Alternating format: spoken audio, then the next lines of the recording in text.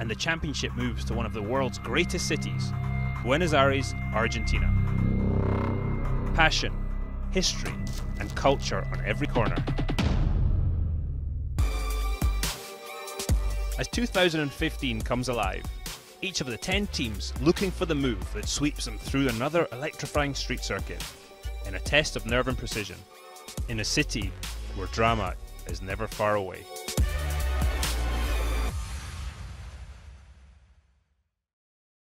Race 3 of Formula E's inaugural championship took us to the stunning coastal Uruguayan town of Punta del Este, the Atlantic coast, a vivid backdrop to the 2.8-kilometre seaside track.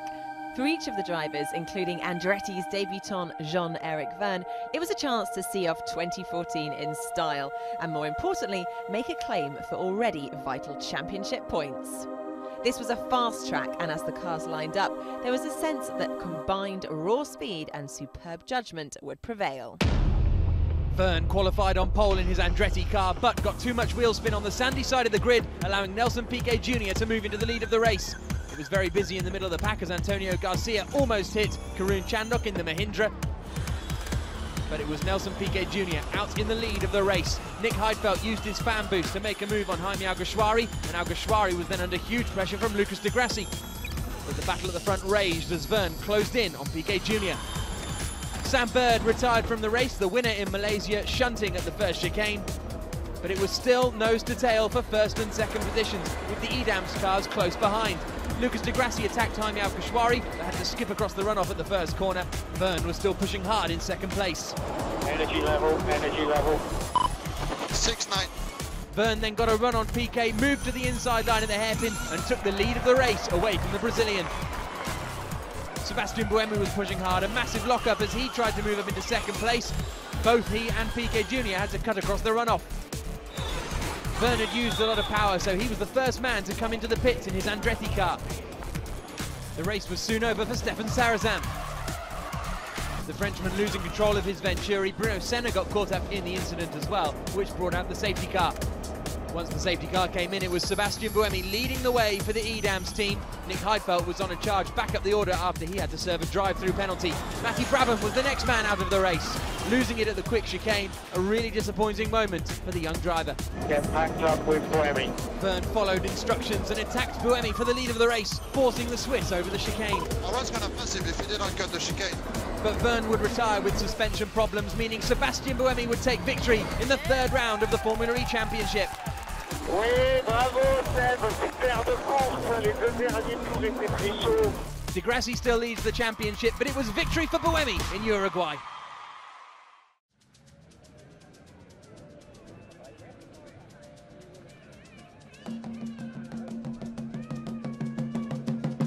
You have to make the street your home. There's no room for error. Street racing is all about control. To win, you have to be street-wide.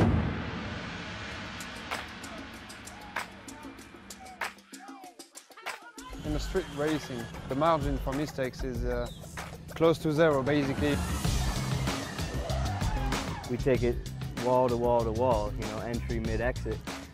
It's all about fighting with the margin to try to get it as small as possible. The smoother driver is often better in the street, so I kind of like it. One mistake doesn't forgive in street racing.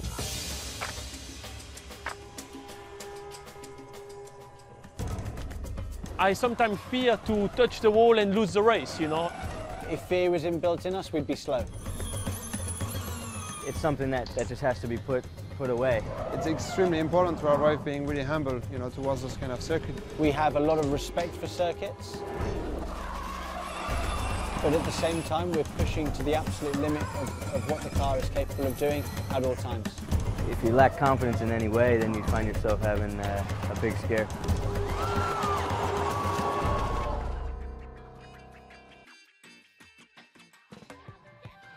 The knowledge of how to approach the race weekend in street cycling is quite different from other normal tracks.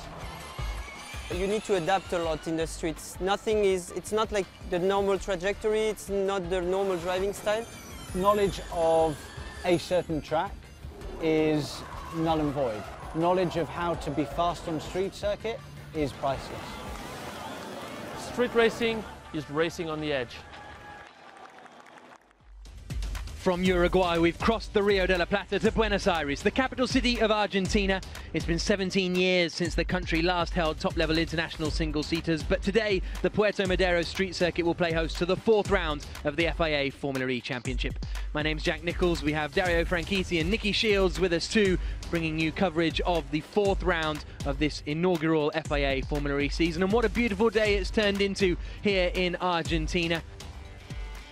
So the cars lining up, the left-hand side, pole position, that is Sebastian Buemi, the man who's second in the championship at the moment, but he won the last race in Uruguay. Alongside him on the front row in the silver and purple car is Jaime Alguersuari.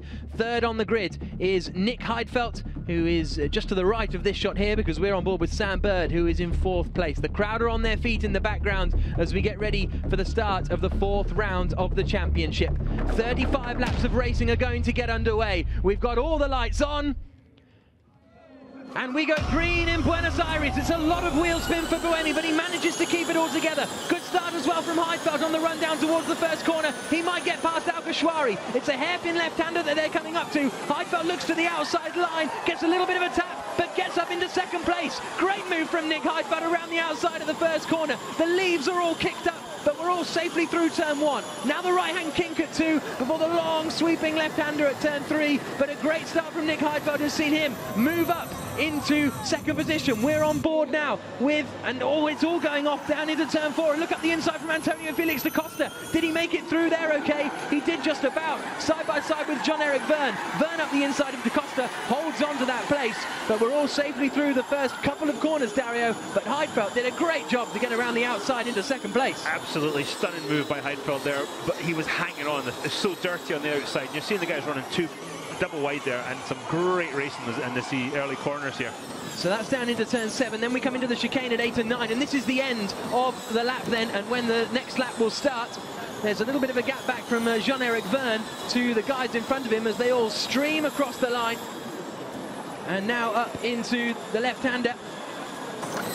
This is the quick part of the circuit, 10, 11 and 12. Listen to this. Look at them, they've all got their back end stepping out, but it's Buemi leading the way. Heidfeld's in 2nd place, Alguersuari's in 3rd, it's 4th for Sam Bird.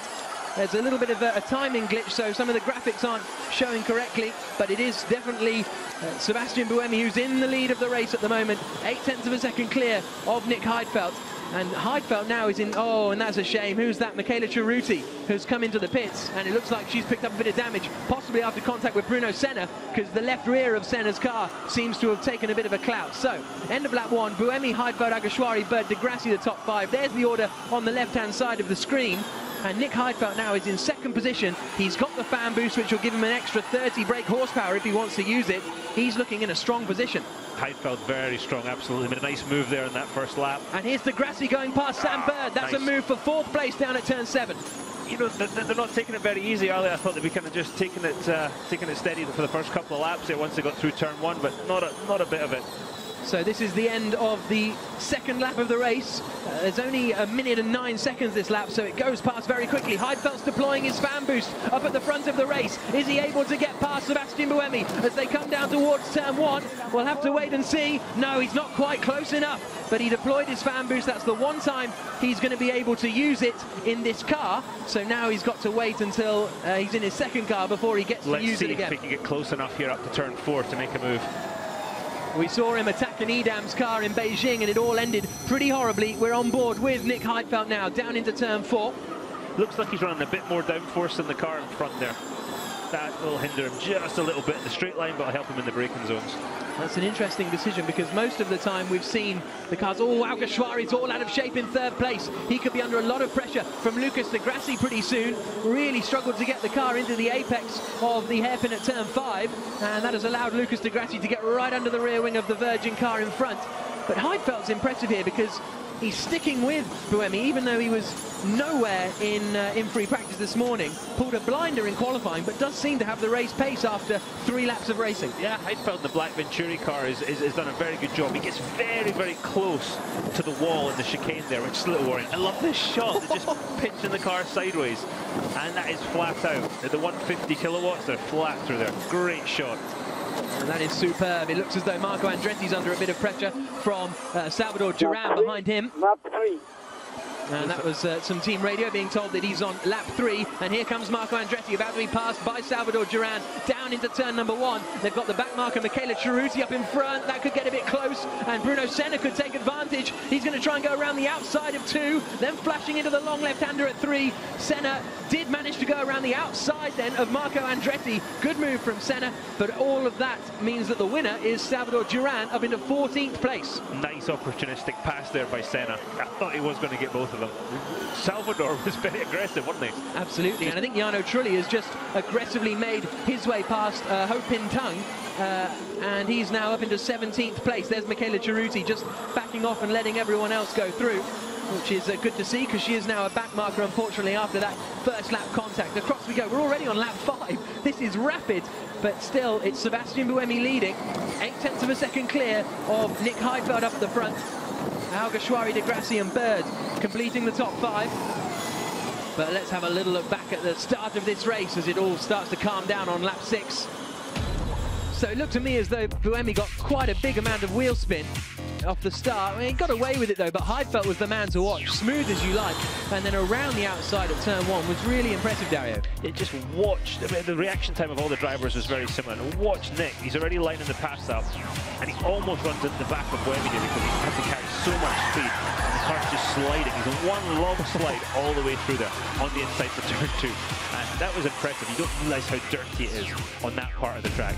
And here's the look. And here's an attack for the lead. Nick Heidfeld trying to get past Sebastian Buemi. Not quite close enough on the run down into turn 7, but very, very close between the two of them. They bounce over the chicanes and come across the line to start the 7th lap of the race. And Alguersuari is still running there in 3rd place, but these guys are all nose to tail. I'd love to see with the power left, the usable power left that each driver's got, to see if Nick's using more to stay with him. As if by magic. It's almost like someone's listening to you. Very, very close. Look, 65 against 64, and Nick's used the fan boost, so you got to say Nick's in good shape right now. Yeah, absolutely. They've got to play the long game. It's not a long race, about 45 minutes to an hour, but they have got to be sensible about it. Nico Prost is up into 8th place now, after starting in 7th, so he's dropped a few places at the start, but now he's got back in clear air, and he's just at the fastest lap of anyone to close in on Antonio Felix da Costa in front of him. But Jaime Alguersuari is the man under real pressure from Lucas de Grassi behind, and here comes de Grassi up the inside, forces his way through at the hairpin at turn 5, and he moves up into 3rd position. I was just about to say, it looks like he's going to set up, right? And it's like the hairpin at Monaco, isn't it, the Lowe's hairpin? If you put yourself on the inside, your rival's got no choice but to let you through. Yeah, cracking move. You can see him setting up. Antonio Felix da Costa side by side with Jean-Eric Verne, and da Costa gets through. Does he on the run down to the chicane? Yes, he does. So da Costa up into 6th position. The thing we're seeing here, and it's the same as Uruguay, when you lose one place, you're losing multiple because it is so close. So Sebastian Buemi still leads, 0.6 of a second clear of Nick Heidfeld. De Grassi's now up into 3rd position, and with some clear air, he's 2 seconds behind Nick Heidfeld in the battle for the lead of the race. But will he be able to close that in? Now he's got some clear air in front of him. It might take him a couple of laps, but it's the sort of thing you've got to do bit by bit, not use too much of your usable power to make it happen. There's Senna there making a move on Salvador Duran. Yep. And here's a look at the replay then, and this was it from de Grassi. He wasn't even that close, but just did it under braking. Textbook. Once he got to there, he could kind of use him up, push him wide a bit, and you saw absolutely great pass. And he's just gone 0.6 of a second quicker than our race leaders in Sector 1. This was an opportunistic move from... I don't know quite what happened there, but suddenly Jean-Eric Verne was very wide on the way into the corner, and that allowed the door to be open for da Costa. I think Verne was just kind of following line of stern there. Da Costa thought, okay, you've backed off a little bit, I'll have some of that. So the gap at the end of this lap is down to 0.9 of a second. De Grassi took 1.1 seconds out of the race leaders on that last lap alone, so he has obviously decided to push it. Now, these guys can run between 130 kilowatts and 150 kilowatts in terms of their power, and so De Grassi maybe has turned it up a bit to close in, and then we'll turn it down when he gets there. Who knows? Those are the things we just don't know, but we get to see the amount of usable power that they have used, and that can often give us a key to knowing how much power they're actually running.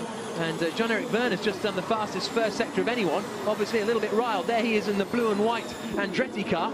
A little bit wound up, but look at Degrassi's right on the back of Heidfeld already. He's made some cracking time up, and it's just, I think he's carrying so much momentum through the corners that which is part of the trick of driving these Formula E cars quickly. And here he comes. He's doing exactly what he has to do here. He's got to take the fight to Buemi. And we haven't had a safety car yet either. And Lucas Degrassi, as we saw there, set the fastest lap of the race on that charge that he closed in a second, just over a second in on Nick Heidfeld up in front of him. They need to be careful because the statistics will show you that there has been a safety car in every race, so they're going to say, oh, there's a good chance of having one, and the drivers might take it as given there's going to be one and do their strategy that way. If there's not, there's going to be a lot of people trying to make some energy out of fresh air come the end of this here race. We're on to lap 11 of this 35-lap race. I could watch this camera angle all day. Brilliant. Look at the accuracy of the drivers, inch perfect there. Absolutely. Across the line they come, and down towards the first corner, which is actually the fourth corner on the track because of the layout of this Buenos Aires E-Prix circuit. And wow, that's Sam Bird swinging the back end out as he comes through that corner. He's in 5th place at the moment, tucked up behind his teammate Jaime Alguersuari, the two Virgin racers. But it's still Buemi leading the way, just managing that gap back to Nick Heidfeld. 0.6 of a second, the gap to first and second. Degrassi has closed in rapidly, but he hasn't been able to make an attack on Nick Heidfeld just yet. The two, in fact, Sam Bird looks to be quicker than Jaime Alguersuari at the moment. Those two Virgin cars are absolutely nose to tail coming down towards turn 7. But again, we've got brilliant battling throughout the order. We've only had 13 minutes of racing. Look how close Nick Heidfeld gets to the wall every lap going into turn 8 there. Yeah, absolute commitment, isn't it? It's superb to see the precision and commitment from these top-level single-seater racers. There's the exit of that 10, 11 and 12 sequence. And out onto what was the start straight, down towards the first corner again. And still line astern, no one just making a move, but quite often we've seen that they'll save up their energy, be a bit chilled in the first part of the race, and then when they know the sort of relative situation of everyone, then start to go for it in the final laps. Absolutely, but they were giving the engineers the figures of usable power left as they cross the start-finish there, and the engineers will be then saying you've got this much to use. Oh, here's Ab making a move on Karun Chandok here. Oh, they'll lock up, but is Karun going to try the switch back? Absolutely. Nice stuff from Karun Chandok there. That's them battling over 10th place in the final points-paying position at the moment. But Sebastian Buemi in the yellow and blue Edams car is still the man out in front. The black and red Venturi of Nick Heidfeld has closed right into the back of him again. He dropped back for a while, but now he is right back under the gearbox of the car in front, as we can see on board with Heidfeld. Yeah. Pretty exciting. You're coming down into turn 10, setting up. Through 10, straight into 11 and 12. Look at this whole combination. The exit of 11 is the apex of 12. How many laps to the pit stop? Jean-Eric Verne there. It's Heidfeld. Was that Heidfeld? Oh, it was Degrassi apparently. It was Lucas Degrassi's team radio. We'll get there in the end, but that's Degrassi asking how many laps to the pit stop. I don't think he's received an answer yet, but we'll wait and see. So 29% of battery usable power level remaining for Nick Heidfeld, and he's using the full 150 by the looks of it, maybe a smidgen less, but he is really close to the back of Sebastian Buemi.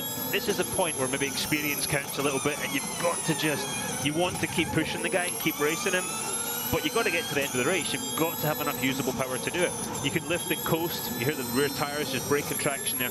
You've got to lift and coast a bit. It's going to cost you some lap time. You might lose a couple of spots here, but towards the end of the race, when it counts, it'll put you in the catbird seat, as they say. I think that's an Americanism. into the chicane they come across the line and start the 14th lap of the race. And they're still absolutely nose to tail. Brilliant stuff here in Formula E. No real attacks going on just yet, though. Lucas Degrassi, our championship leader, is 3rd in the race at the moment. Buemi is 2nd in the championship as it stands. Degrassi's now 4% shy on usable power compared to Buemi. Okay, so Buemi's obviously managing this very well because he's got the most amount of usable power of anyone in the top 8. So it really does look like he's just managing his gap, which is a very, very clever thing to do. And obviously the thing you really want to do. One man who's got quite a lot left is Nelson Piquet Jr. He's running in 9th place, but he's got something like, I think it was 36% of usable power remaining. Here comes Lucas de Grassi up the inside of Heidfeld, forces his way through and up in the second position. Great opportunistic move again, the same move as he did before. The question is, can he do it to Buemi? I think Buemi might be a little harder nut to crack there and might not give way just as easily. So down towards the left-hander they come at turn 7. Lucas de Grassi up into second place, forcing his apt car through, Dario. Lovely, look, just alongside, doesn't even get all the way alongside, but the corner's his. Yeah. Little wheel check there. He's put Nick Heidfeld offline. And and Heidfeld's in trouble. Alguersuari's attacking him. And it looks as though Alguersuari's got through. I think Nick Heidfeld went wide at the chicane. And now Sam Bird is going to attack as well. So Nick Heidfeld falling back through the order. Sam Bird gets alongside in the Virgin car. The next corner is a hairpin left-hander. So that'll be Bird through too. Whoa, big lock-up on the front right. Can he get it stopped? De Costa sees an opportunity. Tries to force his way past Heidfeld. Isn't quite close enough. Offside? No, not quite. Oh, not quite. So that means that Alguersuari is up into 3rd place, Bird up into 4th, Heidfeld drops to 5th, De Costa in 6th place, but that all came from a mistake from Nick Heidfeld at the chicane. I'd love to see a replay of that. Did Alguersuari pass him round the outside in turn 10?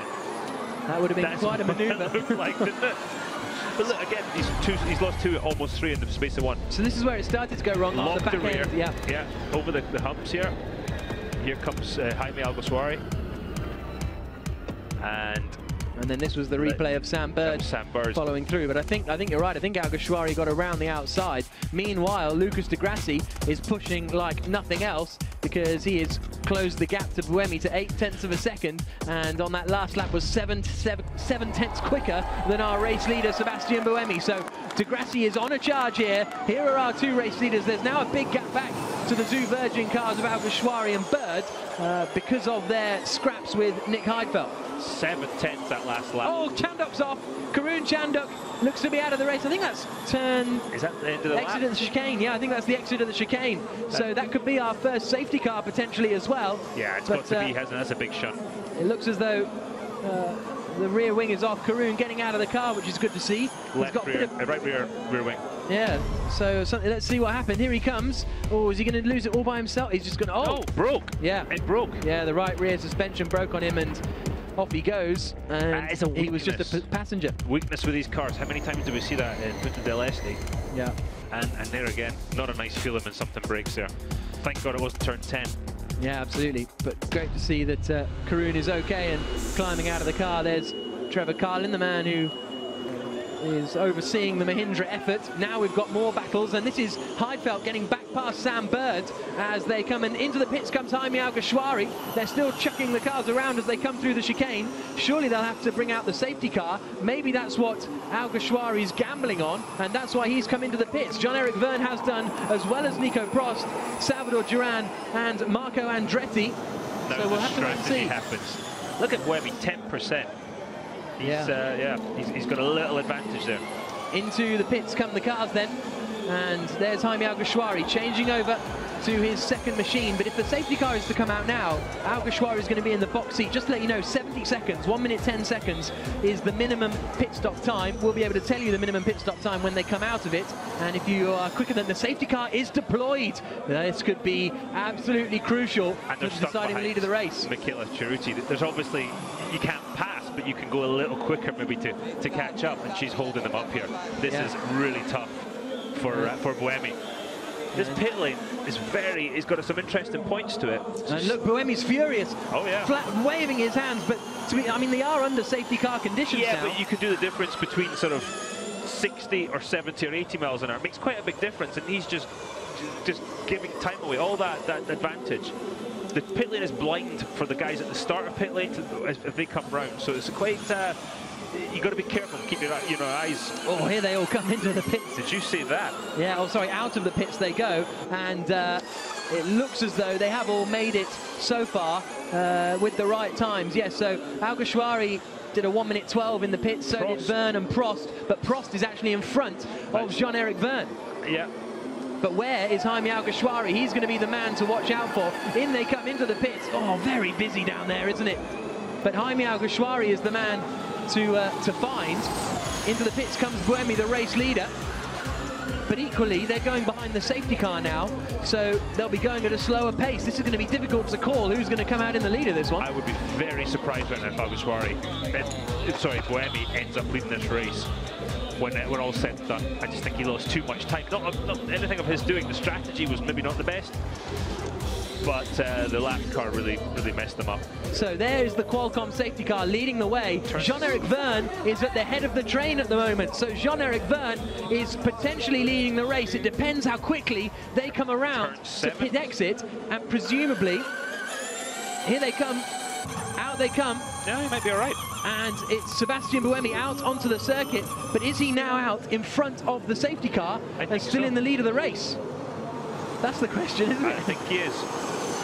So it looks as though he's further up the track than the safety car, but is he in front or behind of the safety car train? Am I making sense? Yeah, I know what you're saying there. So we'll have to wait and see. Here's Buemi, and according to the standings, Buemi is in the lead of this race because those guys had to wait behind the safety car, so they were lapping slower because they were queued up behind the safety car. Wonder what speed the safety car was doing.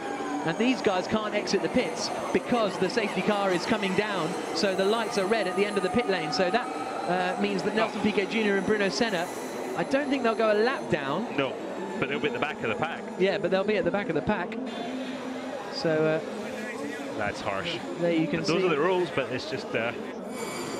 Yeah, absolutely. So, well, next time they come around the timing lines, we should get a clearer idea. It's Marco Andretti at the front of this queue at the moment, not Jean-Eric Vergne. Vergne's a little bit further back in it. So Marco Andretti, at best, could be leading the race. At worst, is going to be in about 6th or 7th position. We just need to wait and see. At the moment, the timing screens are saying Buemi, De Grassi, et al. Are in the lead. And so it seems like that will be the case. Just need to wait for them to come across the line once more to sort of shake it all out, really, as Karun Chandhok's car is hoisted away. Well, across the line comes Buemi, yes, so he's now just started his 19th lap of the race. The other guys are on their 18th lap. So Buemi still leads ahead of De Grassi, and Heidfeld and De Costa are our top 3. But now they've got to somehow amalgamate the race leaders with the safety car train. Here's a look at Sam Bird. Now, is this him exiting the pit lane under a red light? Where is the light situation? There it is. Oh, yeah. I think that might be a little bit of a done deal. As they come into the left-hander now, the safety car comes into the pits, and we get racing back underway here in Buenos Aires.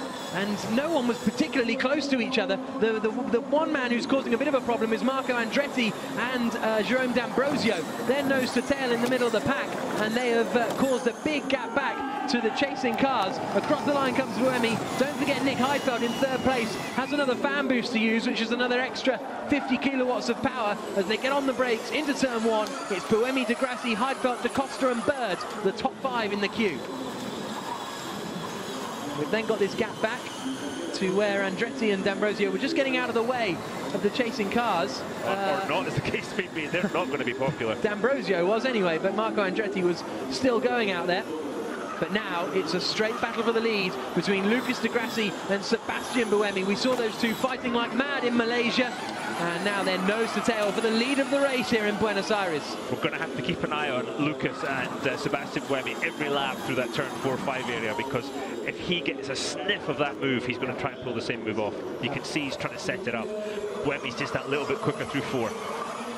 And how often on the radio are you told, this guy's coming up behind you, he's overtaken here, loads of... Oh, Buemi! Is he going to hit the walls? He's broken his front right! And he is out of the race! Oh no! Oh. Lucas De Grassi leads. You can hear the despair in Sebastian Buemi's voice. Now, did he go wide and break the wheel as a result of the contact on the curbs? We'll have to wait and see. But De Grassi leads the race. It's 2nd place for Nick Heidfeld. It's 3rd now for Antonio Felix Da Costa. Costa. Meanwhile, the fan boost is being used by Jean-Eric Verne as he tries to get past Nico Prost. Here he comes up the inside. Meanwhile, Marco Andretti's moving out of the way, and Verne has gone through, using the fan boost to get past Prost. Now his teammate Marco Andretti will surely get out of the way as quickly as possible. There he goes. I think there might have been a little inter-team help there from Marco. Yeah, potentially. And he now moves out of the way, Nico Prost. Oh man, what a terrible shame for Buemi. Yeah. Did he catch the wall on the way into turn 8? Yeah, that's impossible. Did you hear the disappointment in his voice? Yeah, very sad to hear. Meanwhile, Sam Bird wants a podium finish. He's right up behind Antonio Felix da Costa. The top 4 all in a line, but Di Grassi now looks like he's got the pace to start to pull away. Into the chicane they come, across the line, and there's 11 laps remaining. There was walking in front of the camera, disconsolate Sebastian Buemi. Watch for Sam Bird into turn 1 here. Absolutely, right behind Antonio Felix da Costa. Here they come across the line, and surely Bird will look to the inside. Da Costa doesn't decide to defend. Big lockup from Lucas Di Grassi. What a move, lovely. I was surprised Da Costa didn't defend a bit harder there. He thought about it, didn't he? Then I don't know what he thought after that, but he had a good look. And here is 19.8. Oriol Servia. There's a little bit of team radio from Sam Bird, giving a readout of his dashboard. So we've got 11 laps to go. Lucas Di Grassi is flying. He's just at the fastest middle sector of anyone. Our Brazilian race leader for the app team. Big lockup from Nico Prost. Gets it stopped in time. He's running in 7th place. You can see the order there on the left-hand side of the screen. And it's Lucas Di Grassi leading the way, and Sam Bird is now up into 3rd place. I'd love to see a replay of the Buemi incident to see if he did catch that wall. And there you can see the time in pits. They all fine. He's down to 64% there. Yeah, he's used quite a bit more. Well, he was the first of those guys that made the catch-ups, and there is Nelson Piquet Jr. making his way past Salvador Duran into 10th place. Duran just pointed him through, it looked like there. Oh, really? He just thought, okay, he's coming through that quickly. Oh, Sam Bird has just been given a drive-through penalty. The man in 3rd place, Sam Bird, drive-through penalty for ignoring pit exit lights. We saw that earlier on. It was a pretty stonewall decision, I think, that one, and maybe that's why he didn't defend. Now here's Buemi. Oh yeah, got the inside wall. Yeah. So he breaks the. If we see it again in, well, you'll see it here. Slow-mo. Yeah. He catches the inside wall and then it breaks as he then goes off there. Yeah, he's broken it when he hit the wall. Yeah. Done that before. Yeah. That is Sebastian Buemi, his own mistake, and the Apt team delighted with that. Yeah, I'm not sure that was maybe the right reaction, but meanwhile, Lucas Di Grassi is 1.2 seconds clear of Nick Heidfeld. There you can see the decision for Sam Bird. A real shame, but you know, those are the sort of basic ones, aren't they? You know, you've got all this power, energy usage to deal with. If you get a penalty for that, that's unfortunate. Oh, Di Grassi's off as well! Lucas Di Grassi, race leader out of the race as well. That means Nick Heidfeld moves into 1st place, and that's suspension problems for the Brazilian too. And well, we'll have to wait and see what happens. The problem as Kurun Chandok had. If I'm running a team right now, I'm telling my guys, stay off the curbs, stay away from the curbs. I don't care what corner, stay off the curbs, because otherwise you're going to have to run into this issue. So Nick Heidfeld now leads the race, and the same men that were delighted a few moments ago are now disconsolate. Nick Heidfeld leads ahead of Sam Bird, who has a drive-through penalty. So that means Antonio Felix da Costa is going to be in 2nd place. 16.4. And Bird is darting around the back of Nick Heidfeld, and they're saying box this lap to Sam Bird, so he'll be coming into the pits. He's pushing nevertheless, but he is going to have to serve his drive-through penalty, and as we just heard, the team saying box this lap. So that means Nick Heidfeld will be all on his own for the remaining 9 laps of the race, and there is a very frustrated Lucas Di Grassi. Da Costa, P2. Yeah, so, and P3, Jaime Alguersuari. Sam Bird copies that, and so we'll see him peel off now into the left-hander. And so Nick Heidfeld leads the race with 8 laps to go. Surely they'll have to get a safety car out potentially to move that Apt car. And 3rd place then is Alguersuari. I think they got it behind the wall on turn 10. So we might be okay there. There's also a drive-through penalty for Ho Pin Tung for going under the minimum time at the pit stop. But he has now served his drive-through penalty. So, quick Nick Heidfeld, the man who looked destined to win the opening race of the season, is now in the lead of this race. But we've seen enough leaders not to count our little German chickens just yet. Absolutely. Nelson Piquet Jr. side by side there with Oriol Servia. This is the battle over 7th place, and Piquet Jr. has just taken that 7th place away from the Catalan driver. Daniel Abt is a bit further up the road in 6th place. Just to compound the problem for Sam, it's a long pit lane. Yeah, that's true. It's got half as many corners as the racetrack. Yeah. And that's really going to sting. Here's a look at the replay then of Di Grassi. Oh, it's there in the air, the right rear. Just snapped again. Yeah, right rear. How frustrating would that be? I can't imagine. I can't imagine. Yeah, and that is the championship leader, of course, who was retired from this race. And he is absolutely furious. I speak driver, and I know what's going on there. Yeah, exactly. So Heidfeld is in the lead of the race for Venturi. 2nd place is Antonio Felix da Costa for Amlin. 3rd place is Jaime Alguersuari. 4th is Jean-Eric Verne. Right up behind Alguersuari with 5th Nico Prost. That's going to be quite a good battle to watch in the remaining 7 laps. Nelson Piquet Jr. has just set the fastest lap of the race and has closed into 2.5 seconds behind Daniel Abt in front of him. Let's talk about this issue, Dario. How much of it, if there's a part of a car that's susceptible, how much is it your responsibility not to break it? It's a racing car. It's supposed to be designed to jump over curbs. That's what you do. You're not doing anything that's out with the normal sort of limits of a racing car. And it's clearly, with the extra weight that the Formula E car carries, it's causing some issues. So it's a part that has to be clearly, beefed up a little bit, which unfortunately will probably add a little bit of weight, but we're talking a little bit. It's got to be able to finish the race. It's not like they're bouncing the thing off a wall. They're going over curbs as you normally would. Yeah. I mean, Buemi's thing is very different. He hit the wall, and that's what happens when you hit the wall. Yeah, that's true. Actually, that is a difference, isn't it? No, that Abt car is still there on the exit of turn 10. It's just getting towed out of the way now. I think we're on board with Jean-Eric Verne in 4th place, chasing down Jaime Alguersuari. He's got 41% of his available energy remaining as he comes into the hairpin at turn 1. Small lock up there from Alguersuari. We're on lap 30 of 35. And Sam Bird has now set the fastest lap of the race. I'll bet he has. There'll be steam coming out of his ears. We're on board still with Verne, coming down towards turn 4. Not quite close enough to get past Alguersuari yet, but let's see how much sort of lift and coast he's doing. Not much at the moment. A little bit into there, but just a little bit. And the yellow flag still out for that incident at turn 10. And this is Bruno Senna all over the back of Salvador Duran. Duran's in 9th place now, so it's looking like a good day so far for the Amlin Aguri team. Yeah, he's not, he's struggling a little bit pace-wise, but he's got himself up there. He just pointed him through again. He just pointed Senna through there, but okay. So he's got Senna right up behind him, and there you can see the recovery taking place down at turn 10. Amlin have only had 1 points finish so far this season, which was an 8th place for Da Costa in Putrajaya, but now it looks as though they're going to be picking up a podium finish with Antonio Felix da Costa running currently in 2nd place. There's still 4 laps to go there, Jack. Yeah, exactly. Oh, somebody's locked up and gone off in one. Yep, and there's still actually 3 seconds from these guys to Da Costa, and they're lapping about a second a lap quicker. Verne is as close as I've seen him. This might be a move into 4. If not, he might set it up for 5.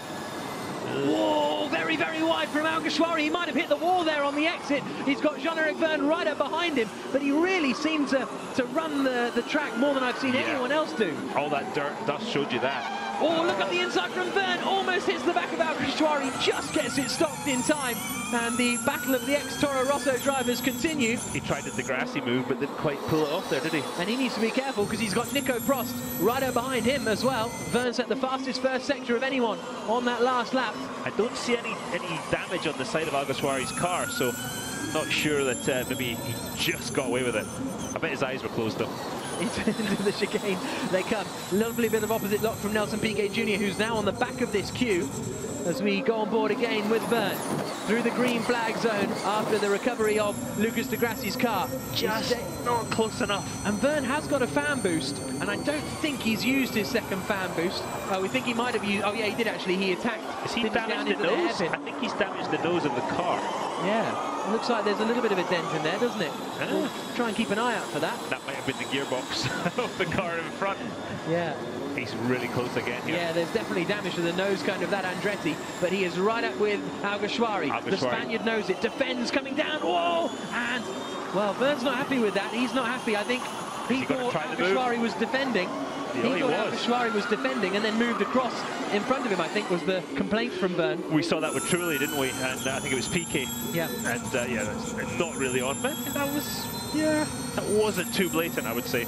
But I'm not driving the car behind. It always looks different when you're in the gearbox of the car. And he's going for it again. There's contact. Alguersuari nudged wide. That was a classic touring car move. The door was closing at the last minute. To be honest. And that's Verne saying he closed the door at the last minute.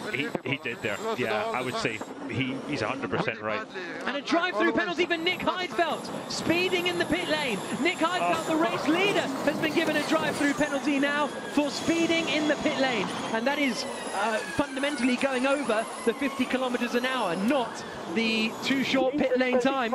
And here's the attack from Alguersuari, side by side with Nico Prost up the inside. Actually, going for fourth place, so somewhere, Prost would have followed through when he got set wide, and now Alguersuari's got back past him. That was Goodness me. That was an attack, wasn't it? That was a dive bomb. Great move. And Daniel Abt is now on the back of Nico Prost as they come down towards turn 7. Prost goes defensive, but Abt isn't quite close enough. So all that means that when Nick Heidfeld serves his drive-through penalty, Da Costa will lead for Amlin Aguri, Verne will be second, Alguersuari will be third at the moment. I just keep having to double-check everything I say because it's non-stop. We didn't see that one coming, did we?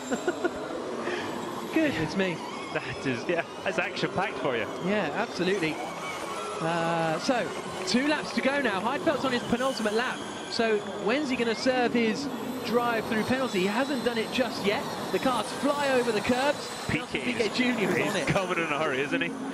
Into 1 here. Let's see if he carries that momentum through 10, 11, 12. Get on his gearbox for 1. Let's see.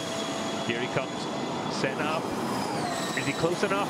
Yeah, oh yeah, he's close enough. Abt's going to defend like crazy though. Yeah, Nelson Piquet Jr. jinks back to the outside on the run down to turn 1. This will be a brave move from Piquet Jr. He fancies all the way around the outside, not quite. Not sure that's the move I would have done there. I'd have stuck it down, the inside of it a bit more, but I'm sitting here talking about it and he's driving, so. Nelson Piquet Jr. is just on the fastest first sector of anyone in the race so far. Still the fastest lap, I think, has gone to Sam Bird as the cars come into turn 4. Nick Heidfeld, meanwhile, will he be coming into the pits on this lap? Oh, and has Verne got an issue? Verne's gone very, very wide, and that allows Nico Prost to get alongside Alguersuari, coming down into 6. Nothing changing. Piquet's got an issue too. Piquet has slowed down, hasn't he? Yeah, off the back there. So maybe they're all suddenly running low on usable energy remaining. Big lock-up from Abt, and he hits Alguersuari, and that allows Prost through. What a shame for Alguersuari, the second time he's been assaulted at turn 7. Meanwhile, Nick Heidfeld is in the pits to serve his drive-through penalty, which means going on to the last lap of the race. Antonio Felix da Costa leads for Amlin Aguri. What is going on? Oh, and Alf, that is Daniel Abt. He broke the suspension, didn't he, on that move? And the battle's still going on then. This is Verne, who is defending from Nico Prost in the battle over second place. Prost goes through, but Verne's going to hold it on the inside. No, he's never going to get that stopped. And Prost holds the second place. Alguersuari is going to come through and move up into third place. That means that Verne drops back to 4th. Nelson Piquet Jr. is in 5th. Verne too low on power? He's 9% of usable left. Is there another issue? It's difficult to see, isn't it, as he comes through the left-hander of turn 3. Look at Alguersuari's car crabbing. There's massive damage. Antonio Felix da Costa, here he is, coming through turn number 6. The Portuguese racer is going to take victory. Surely he's only got 3 more corners to go. There's the Amlin Aguri squad as they come into turn 7 for the final time. He's slowing down, but I think he's just taking it easy as he comes towards the final corner now. Well, it's victory for Antonio Felix da Costa. The checker flag falls, and it's a win for Amlin Aguri. Second place for Nico Prost. It's third place across the line for Nelson Piquet Jr. Yeah, and there's Alguersuari. Nice, boys. What happened to Alguersuari? Look at the... Work hard, well done, boys. Well done. Alguersuari's car was damaged on that last lap there, on the left rear, it looked like. So the checker flag falls. Antonio Felix da Costa takes victory. Prost second, third for Piquet Jr. Alguersuari 4th, Bruno Senna 5th, Daniel Abt. Can't believe what's happened. That was the top 3 I was going to call, Jack. So What was that? Amlin Aguri, I don't know how they've done this. They were absolutely nowhere. They had a revelation testing in Punta del Este, and now they've won a race. Okay, a lot of people retired. It was a bit of a race of attrition, but Da Costa was there. He had pace, and he's taken victory. It didn't know what was going on because I had cars around me. I didn't know if I had to push and try to pass them. I know they were different laps, but it doesn't make no sense that I'm third. But anyway, I mean, I was a bit blind in the race without knowing what was going on. You were blind, Nelson. Try being in here. That's Piquet Jr. saying no idea what really happened in that race, but they're delighted nevertheless in the Team China garage with their second podium in succession. I think that was a subtle dig there, the engineers from Nelson just saying, God, I need more So information. here was Daniel Abt. He attacked Nico Prost, but was too busy worrying about Prost essentially and making the move on him. Oh, wasn't even close, was he? No. And that damaged Alguersuari's car, which then caused the issue for Alguersuari on the last lap. There we go. So. Yeah, that's where the left rear damage came. Just crabbing pretty badly. And this is Jean-Eric Verne losing out to Bruno Senna. So Senna got past Verne on the final lap. Oh, and then they had a bit of argy-bargy, and Senna just about hold on to 5th place. So I wonder what happened to Jean-Eric Verne at the end there. But touch of bumper cars there, wasn't it, from Jev? Yeah, absolutely. So congratulations from these other guys. And I bet none of them expected to see any of the others two up there. Absolutely. Wonderful drive from the Portuguese driver, and we can hear from him now. He has taken off his helmet and he's chatting to our pit lane reporter, Nikki Shields. Antonio Felix Costa, long time coming, but how do you feel after your first win at Formula E? Yeah, really happy. I mean, I knew we had the pace this weekend. I was a bit concerned in my qualifying lap, but starting the race today, I felt really good. It was a bit confusing with the safety car and all where we were. But we just kept cool, and I still finished the race with some energy left in the car, so I was ready to attack Nick at the end if I had to. Yeah, great job from the team, really happy. We worked hard to get here, and now we just have to keep working hard to maintain our pace. Thanks very much, well done. Nelson Piquet Jr. there, finishing in 3rd place. He doesn't look very happy, does he? But let's now hear from our 2nd place driver, Nico Prost. He's with Nicky. Nico Prost, happy with P2? Yes, obviously happy. You know, hard race, really tough race, a lot of fighting. But for once, it seems like things turned my way a little bit because starting from P7 was not so good. But yeah, it was a good race, good points, and now let's go to Miami. There was a lot going on out there. You did well to stay the way out of a few of the crashes. Yeah, I mean, you have to stay out of trouble, but you have to be aggressive. Had a good fight with Jean-Eric, and then a hot moment, all four together at turn 10 or whatever. But yeah, it worked out for me, so it's good. Well, keep smiling. Thanks very much. And it is the Portuguese driver that takes victory, his first victory in single-seaters since winning in Formula Renault 3.5 back in 2013. Nico Prost finishing in 2nd place, 5.3 seconds behind Da Costa at the line. Nelson Piquet Jr. in 3rd, Jaime Alguersuari 4th, Senna in 5th place. And you go through the results and you're suddenly surprised by everyone popping up everywhere, but Bruno Senna finishing in 5th position. Sarrazin just out of the points in 11th place. Marco Andretti finishing his first ever FIA Formula E race. Abt and D'Ambrosio not making it, well, Abt didn't make it to the line. I think D'Ambrosio was 2 laps down because he had troubles with his Dragon car all day. Karun, Chandok, Cerruti, Buemi, Di Grassi and Trulli all retiring from the race.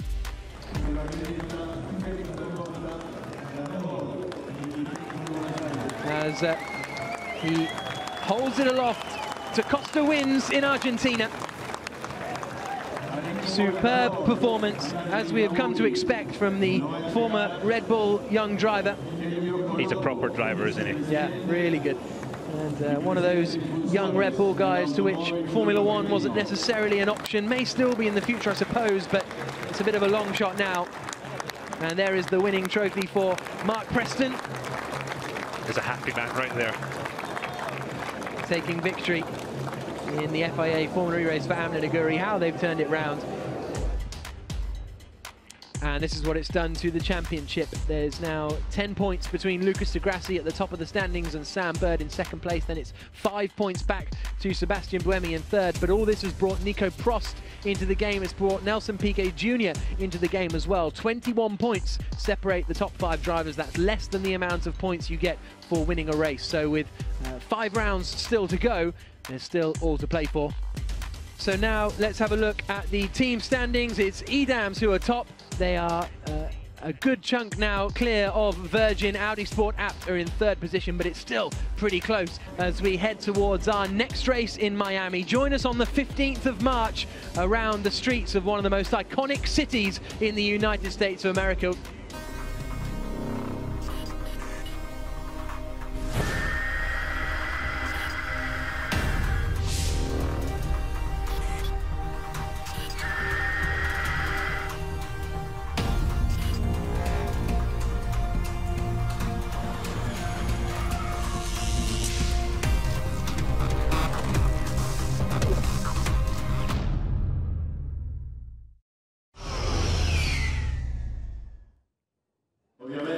Four races, 4 different winners, and 4 different victories for teams as well. It's the champagne on the podium. Mark Preston gets a soaking, and he is loving it. Never tasted victory as Super Aguri in Formula 1, but they have victory here now as Amlin Aguri in Formula E. A wonderful performance from Antonio Felix da Costa, who once again shows why he is one of the top young talents. Nelson Piquet Jr. has his ski goggles on again, but we hope you've enjoyed today's bonkers Formula E race. From myself, Jack Nichols, Dario Franchitti, Nicky Shields as well. We'll see you in Miami. When the lightning strikes, let's stand together. When the moment comes, let's stand as one.